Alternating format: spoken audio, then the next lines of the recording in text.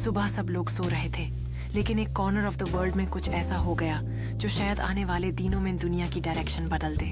2:30 AM Iran time, America ने Iran के 3 सबसे इम्पोर्टेंट और सिक्योर न्यूक्लियर प्लांट्स पे एक फुल ब्लोन एयर स्ट्राइक कर दिया। और ये कोई छोटी वार्निंग नहीं थी, ये एक प्लान्ड, कैलकुलेटेड और पावरफुल अटैक था।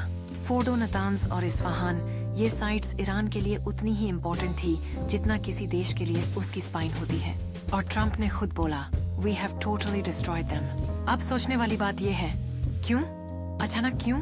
और क्यों अभी? अमेरिका का कहना है कि ईरान न्यूक्लियर बॉम्ब के बिल्कुल करीब पहुंच गया था और इन्होंने सिग्नल दिया था कि अगर बात से नहीं समझे तो बॉम्ब से समझाएंगे। और वही हुआ।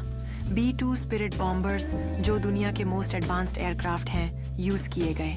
क्रूज मिसाइल्स, जिनका टारगेट मिस होने का चांस ऑलमोस्ट 0 होता है, उनसे डीप अंडरग्राउंड फैसिलिटीज को उड़ाया गया। लेकिन ये कहानी यहीं खत्म नहीं होती। ईरान ने बोला, यस हमला हुआ है, पर अब हम चुप नहीं रहेंगे। ईरान ने यह भी बोला कि रेडिएशन लीक नहीं हुआ, लेकिन इन्होंने डायरेक्टली वार्निंग दे दी, मिसाइल से जवाब दिया जा सकता है। इस एक स्ट्राइक ने पूरा रीजन हिला दिया है। और दोस्तों, जब मिडिल ईस्ट हिलता है तो दुनिया के हर कोने में वाइब्रेशन पहुंचती है, स्पेशली इंडिया। अब आप सोच रहे होगे, इससे हमें क्या? ये तो वहाँ हो रहा है ना? गलत सोच रहे हो। सबसे पहला इम्पैक्ट ऑयल। आप पेट्रोल भरवाने जाते हो, आप सिलेंडर यूज करते हो, आप कोई भी प्रोडक्ट खरीदते हो जिसमें ट्रांसपोर्टेशन लगा हो, तो समझ लो आप पे इम्पैक्ट है। क्योंकि जैसे ही स्ट्राइक हुआ, ब्रेंट क्रूड ऑयल के प्राइसेस 5-6% ऊपर चढ़ गए। और जब क्रूड ऑयल महंगा होता है तो इंडिया जैसा देश जो 85% से ज्यादा ऑयल इंपोर्ट करता है, उसके लिए ये एक फाइनेंशियल झटका होता है। और मार्केट?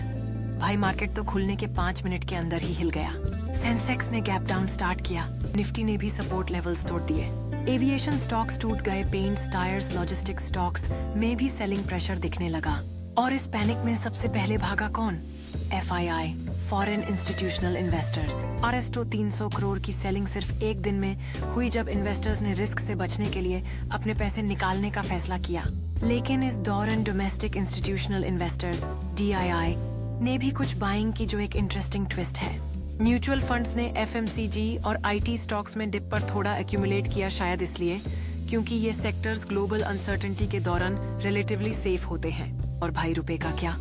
INR वर्सेस USD भी प्रेशर में आ गया, गिरते गिरते 83.90 तक पहुंच गया है। अगर सिचुएशन और बिगड़ती है तो ये 84.5 भी तोड़ सकता है, जो इंपोर्ट्स को महंगा कर देगा और इन्फ्लेशन को बढ़ा देगा। ये सब सुनकर आपका सवाल होगा, अब क्या करें?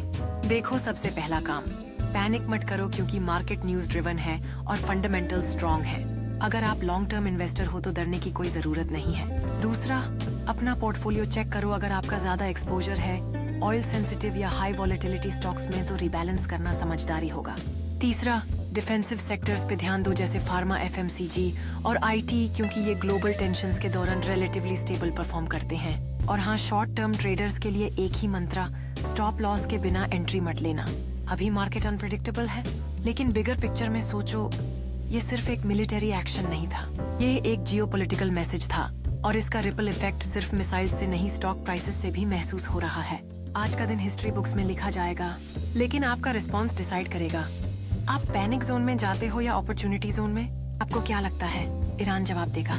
क्या अमेरिका और आगे अटैक करेगा, या कोई पीस निगोशिएशन हो सकती है? मुझे कमेंट में जरूर बताना, आपका व्यू पॉइंट मैटर्स करता है। और अगर आपको ये रियल और प्रैक्टिकल एनालिसिस पसंद आया हो तो वीडियो को लाइक करो, शेयर करो उन दोस्तों के साथ जो सिर्फ हेडलाइंस पढ़ते हैं। और चैनल को सब्सक्राइब कर लो, क्योंकि यहाँ मिलता है असली कंटेंट, बिना सेंसेशनलाइज किए, बिना फिल्टर किए।